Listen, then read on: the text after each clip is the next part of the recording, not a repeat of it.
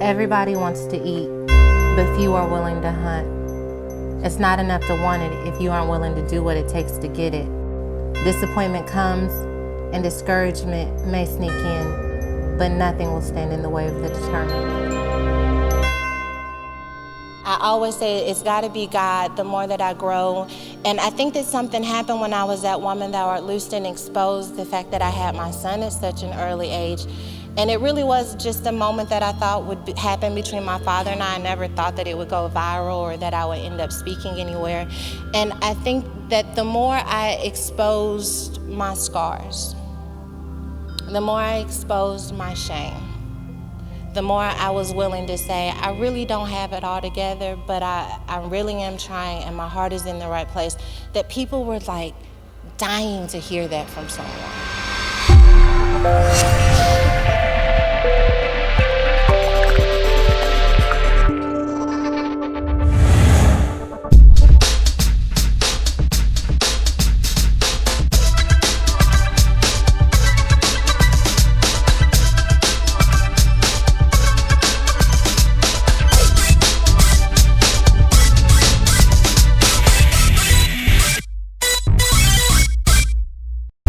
I don't know, like it changed, like something changed somewhere along the marriage. Like I wanted to live, like I wanted to have a life. Like I was tired of the same routine, a new girl, a new message, a new disappointment, a new heartbreak. I really wanted to have a life and to smile and to really feel happy. And I didn't know how I was going to get it. And I don't know how I got here exactly, but I think it started when I admitted that I wasn't happy. As a mother, I can tell you that there are some things I won't do because of my children. There are some things that are off limits for me. They wanted me to do a reality TV show, and I'm like, y'all gonna be so bored because I'm not gonna cuss nobody out in public on TV.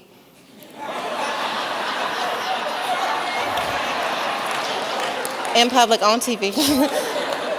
I'm not going to throw any bottles because I have children and one day they're going to have to see this. My children didn't tell me, Sarah, don't be on reality TV or you're going to mess it up, because I love them.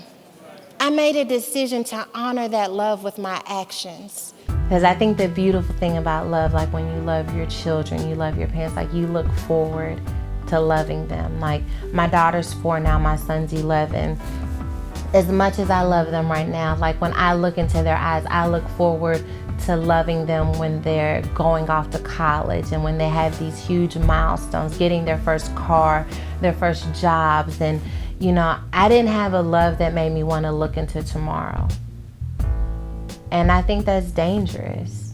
Fear cannot isolate you if you allow love to surround you.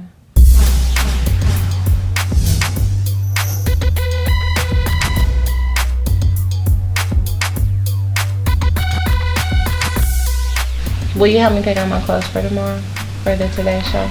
Yesterday, you and Jason said I was, no, what did you say? I was snooty. But it's called the Today Show, and you talking about yesterday. You're right. A lot of people assume that Sarah and I are just alike, basically, that we're sisters, and we've known each other all of our lives.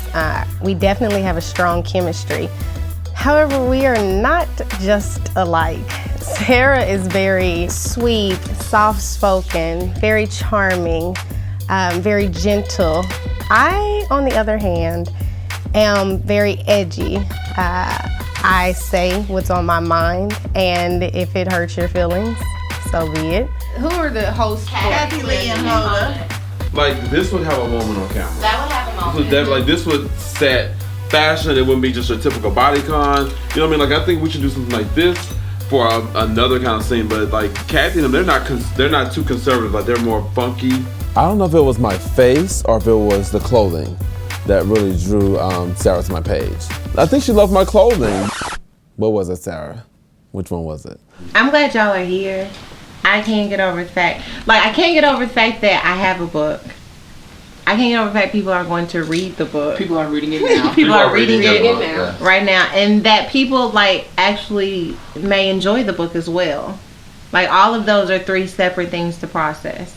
I'm amazed at your courage, dude. Like, just from a PK standpoint, just to be able to put it out there like that. it's so many of us that want to say it, but just haven't had the courage. Like, we want to say it, but we just don't know how it's gonna come off. And for you to be that front runner, that says a lot. So I feel like for Sarah, I'm that corner crew. I'm the towel girl. I'm the one that comes over. You might have been beat up that round. It might have been hard for you that round, but come over to the corner. Let me squeeze your shoulders. Let me wipe your face off. Let me tell you can do it, and go back in the ring and knock them dead, champ. You definitely are a role model. In the way that I've watched you handle Kai in your marriage and Kenzie, you're a role model. Seriously.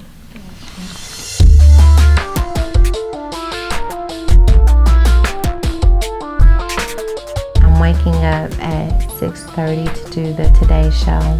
I'm pretty nervous about it.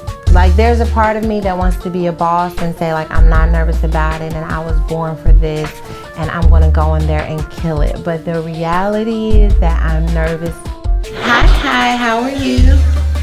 I love you. I woke up this morning praying for you. You're gonna do well, okay? I'm doing good, baby. I'm about to go do a TV show, but I wanted you to know that I love you and I'm thinking about you. I didn't forget about the STAR testing and that Mommy's praying for you, okay?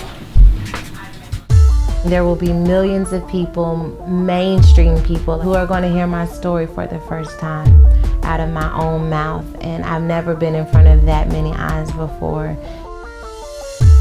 Hi, how are you? I'm Matt. Nice to see you. How are you? Good to see you. Well, welcome. Have fun. Can I have a picture with you? No. So what's your book about? I had my son at 14 and trying to really come to terms with that. I took a few detours, but finding my way and That's learning. fantastic. How old is he now? He's 11. Yeah. I've got a 12-year-old. Oh, really? Interesting age. Yeah. Yeah. At 13 years old, Sarah Jakes found herself pregnant, and like any girl in that situation, she was scared to tell her dad. But he wasn't just any dad. He's Bishop T.D. Jakes, one of the most influential pastors in the whole country. She writes all about it in her new memoir. It's called Lost and Found, Finding Hope in the Detours of Life. To be 13 and to have to reveal to your parents that you are pregnant must have been one of the, I guess, scariest things you've ever had to do. And how did they react? What was your dad's initial reaction when he heard? Both of my parents were devastated. I don't think anyone dreams that their child will have a baby at that age, but at the end of the day, they really rallied together and supported me. Well, if anybody understands grace, it's your dad and mom. They've been in ministry for the longest time. And we can't extend it just to other people. It's got to be for your own family as well. Well, we really appreciate you coming to see It's us. a terrific book. It really book. is. And it's worth the read. Definitely. Give our love to your family, all right? Thank you so much. So I'm sitting in Cammie's room right before we're leaving for the Today Show. And it's her and Stacia, and I put my headphones in and I'm like, I just need a moment. And I'm peering out of the window and I'm just asking God, like, are you sure? Like me? Like, after everything that I thought about myself, after all of these moments where I really didn't feel like I deserved a life like this, like you have me positioned to be such a voice. You've trusted me with so much, and I just want to make sure that you know who I am. I don't know what they think we do at home. My father's like, I get up and go to work, you get up and go to work. You're going to work or you're going to school. Those are your only options. So when I dropped out of school, I was, like grown, and I'm not going to move back home, and I moved in with my boyfriend. Yes, I was shacking. That's like, y'all still had to get the book, though. Feel my heart getting stronger.